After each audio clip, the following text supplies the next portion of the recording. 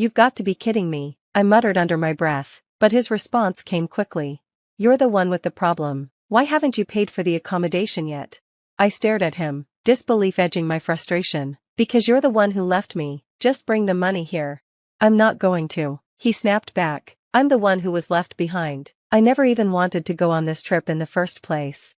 My marriage to my husband, Nathan, has been on a downward spiral for some time. We've been married for 6 years, and our 5-year-old daughter, Ella, is the only light in this dark tunnel. Watching her grow day by day is the only thing that still makes me smile. But as for Nathan and me, we're barely hanging on. I gave up my job when Ella was just a year old, thinking I'd focus on our home and family. Nathan said if I wasn't working, I'd need to handle everything around the house, so I took care of all the housework, all the parenting, alone. When Ella was a newborn, the sleep deprivation was overwhelming. I begged Nathan for help, but his response was cold and dismissive. I can divorce you anytime if you have a problem with it. And just to drive his point home, he pulled out the divorce papers, already signed, folded neatly, and placed them in the drawer right in front of me. Every time something went wrong, those papers came out, a constant reminder that he had no problem walking away, and neither did his mother. Speaking of her, the doorbell rang, and without waiting for an invitation, my mother-in-law barged in. She opened the fridge without asking and helped herself to Ella's yogurt, not sparing a second thought for the fact that we were out of the house at that moment. I had gotten used to her unannounced visits, but today was different. I've got good news for you, she announced, not even looking up from the yogurt. I raised an eyebrow. Good news? Yes, you should look happier that I'm telling you this. Really, you're not being very nice. My son is right about you.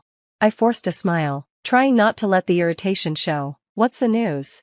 We're going on a trip, she declared, as if it was the most obvious thing in the world. Where to? I asked, already sensing the catch. That's for you to decide, since you're unemployed, she replied, her tone dismissive. I blinked in confusion. What do you mean? Honestly, you're not very sharp, are you? It's such a shame.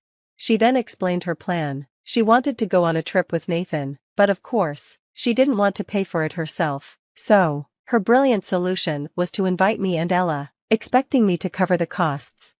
I took a deep breath, trying to hold back the growing anger. No matter how much I tried, it seemed like they were all working together to make my life harder.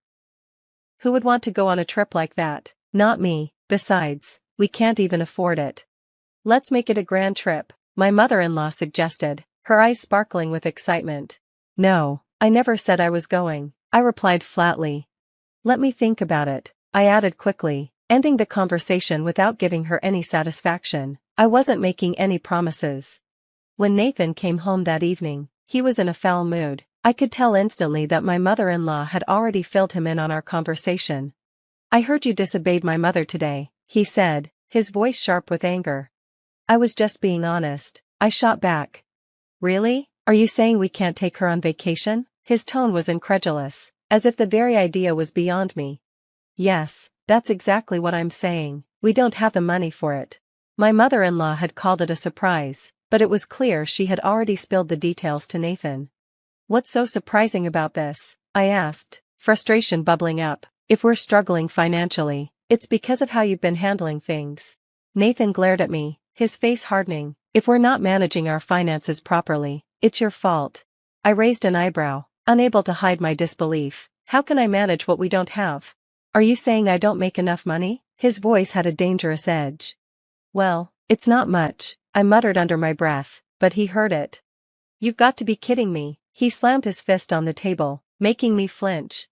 Look, he snapped, his anger escalating. I'm going on this trip, no matter what. You're the one who has to plan everything. That's an order, and if you can't do it, we're getting a divorce.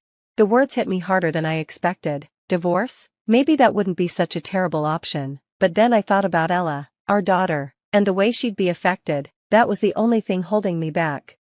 Reluctantly, I started searching for hotels. Even though my heart wasn't in it, I still wasn't sure about going, but the pressure was mounting, and of course, once my mother-in-law heard I was looking, she became even pickier than before, making demands that seemed impossible to meet. It was clear, nothing was ever going to be enough for them.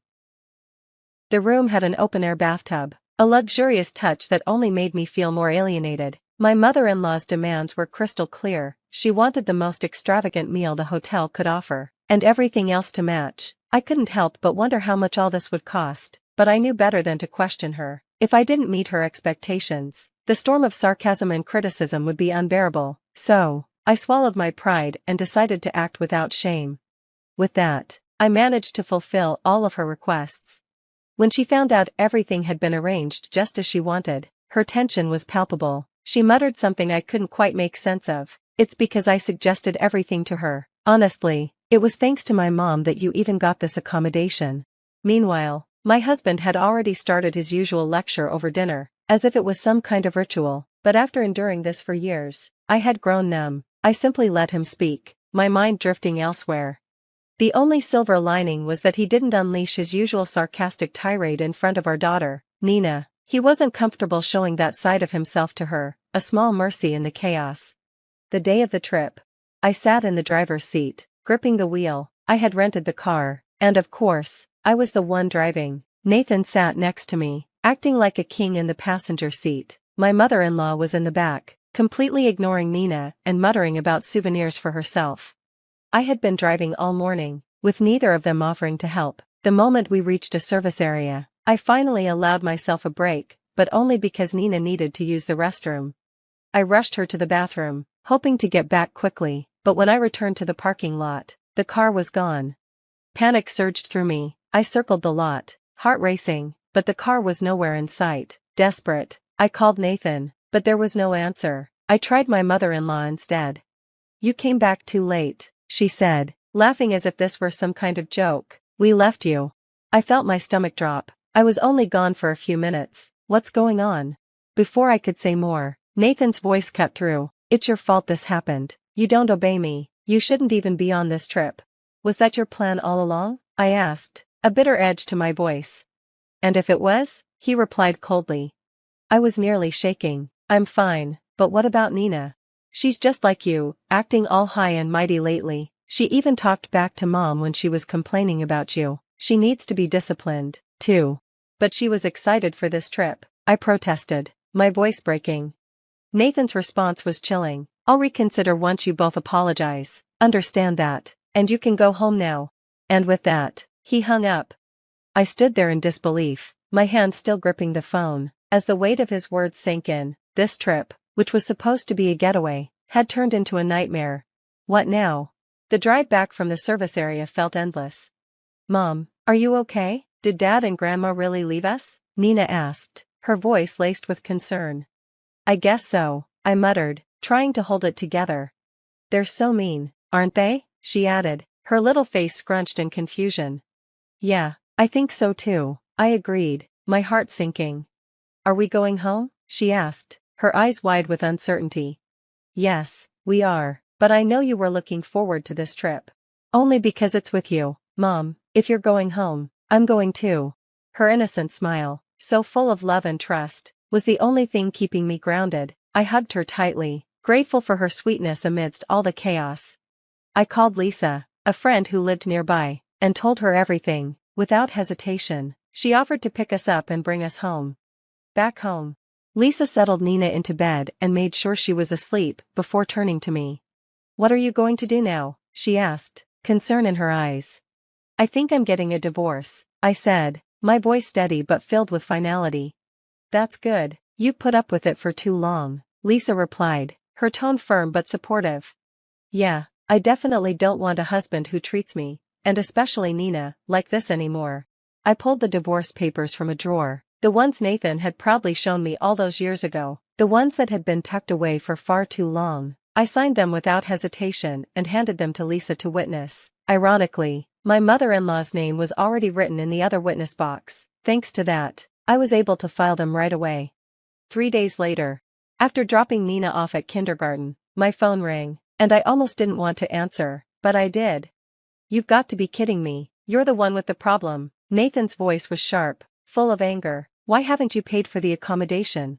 "Because you're the one who left me. You should have paid in advance," I replied, my tone cold. "Oh, really?" he shot back. "Then why does it cost $6,000 for the hotel?" "It's the result of fulfilling every one of your mother's demands," I said flatly. Get over there and split it. That's $3,000 each. There was a brief pause. Then I heard a woman's voice in the background. It's time for you to pay. If you don't, I'll call the police, she said, her voice stern. No problem. My wife will pay, she's on her way now, Nathan answered, sounding smug. Where is your wife? The woman asked, confusion in her voice. At home, Nathan replied, unaware of the shift in tone. The woman paused for a moment, then, she spoke again. I checked your address, and it seems like she's a long way from here. Excuse me? Nathan said, his voice rising. I've been friends with your wife since high school, the woman said. I was the one who picked her and your daughter up from the service area. The words hung in the air between them, and for a brief moment, I could almost hear the tension on the other end of the line. Without any hesitation, I shamelessly reached out to my old friend for help with the trip. She immediately offered me the use of the hotel she owned, free of charge. Back in high school, she had struggled with her future. Her family owned a prestigious hotel, but it was never what she wanted. As the only daughter, the pressure to take over had been overwhelming, and in the end, she reluctantly stepped into the role. I was the one who had supported her through those tough times, cheering her on when she felt lost. Now, years later, she said she owed me for that support and was determined to return the favor. When I told her she didn't need to go so far, and that she could simply stay at the hotel if she wanted, she was firm. You're not here as friends, she said, her tone professional. You're guests, and as guests, I expect you to pay the full price. All right, she added, turning to Nathan, my ex-husband, why don't you pay with your credit card for now, and you can settle with your wife later? I don't want to do that, he muttered, his face hardening. It's not that you don't want to, she retorted, it's that you can't. What do you mean? Nathan's voice rose with confusion. Your son's salary is $1,200 a month, and your credit card limit is $3,000 at most, Lisa replied with a pointed look. What? You mean my wife's been lying? Nathan's face twisted in anger. You said you were making a good salary. He fell silent as the truth settled in. Nathan was a salesman, but his salary was barely enough to cover his bills. While he did earn incentives for successful contracts, those were inconsistent and hardly enough to meet the image he projected. Don't tell me you're planning to pay with your savings, Lisa added sarcastically. The savings you're using for alimony and child support, no doubt. Nathan's face turned red. What the hell are you talking about? He shouted. I took a breath and spoke calmly. I filed for divorce. Didn't you always say you'd divorce me anytime? Well, I made it official. It's already submitted. So, we're not married anymore? He asked, his voice shaky with disbelief. That's correct, I answered, my voice steady. Wait a minute. I won't wait, I replied, cutting him off. In the end, Nathan grudgingly promised Lisa that he would pay for the hotel stay in installments, but I wasn't about to let him off easy. Afterward, I hired an attorney to file for custody of Nina, along with alimony and child support. We moved into my parents' house, where I felt safe and supported. It wasn't long before word got out. One of Lisa's regular guests, an executive at Nathan's company, found out about the situation. He made sure Nathan paid for the hotel stay in full, leaving him with no way to back out. As for my mother-in-law, I couldn't believe her audacity. She had divorced Nathan's father when he was in middle school and had always expected her son to take care of her financially. When she heard about Nathan's income, she called, begging me to reconsider the divorce. Her nerve was infuriating. After all she had done to me, I couldn't fathom why she thought I would ever listen.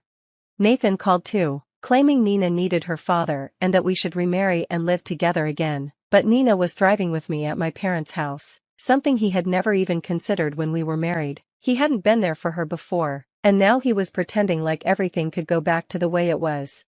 After the divorce, Nathan moved back in with his mother. His poor performance at work became well known among his colleagues, and he found himself feeling small and insignificant, but it was too late for him to change. The life he had built on lies and manipulation had finally crumbled. Next weekend, my daughter and I will be visiting Lisa's hotel. I've started a new job, one that's helping me lay a solid foundation for our future. It's been a while since I've worked, but it feels so much more fulfilling than the marriage I left behind. I've come to realize that the idea children are better off with both parents isn't always true. For us, what matters most is having a parent who is genuinely happy and present. That's what Nina needs, and that's what I'm giving her. This divorce has taught me a lot, but one thing has remained constant: my commitment to always put my daughter first. With her by my side, I know I can face anything and give my best, no matter the circumstances. As for my ex-husband, it seems like people like him have an endless well of confidence, but I often wonder where it really comes from. Maybe it's built on denial or arrogance. Either way, I've made peace with my decision. I know I did what was best for both Nina and me. Thank you for following our journey. If you enjoyed this story, please subscribe to the channel. I'll see you in the next video.